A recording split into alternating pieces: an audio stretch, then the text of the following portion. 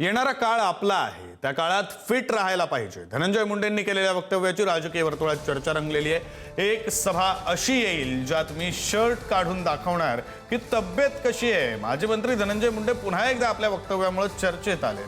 परळीतील एका कार्यक्रमामध्ये बोलताना त्यांनी आपण नियमित जिम करत असून वजन कमी केल्याचं सांगितलंय. येणारा काळ आपला आहे, त्यासाठी आपण फिट राहायला हवं असं म्हणत येत्या काळात एका सभेमध्ये शर्ट काढून तब्येत दाखवणार असल्याचं वक्तव्य त्यांनी केलंय. त्यांच्या या विधानाची राजकीय वर्तुळात चर्चा रंगली.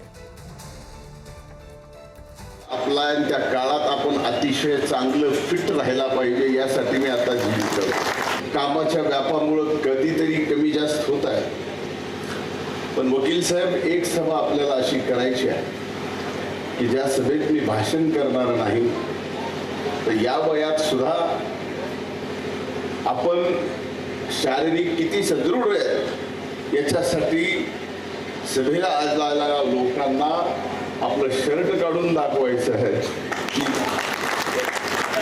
माझी तब्येत कशी हे तुम्ही विचारलं, ही माझी तब्येत अशी आहे एवढं दाखवायचं. जय हिंद, जय महाराष्ट्र.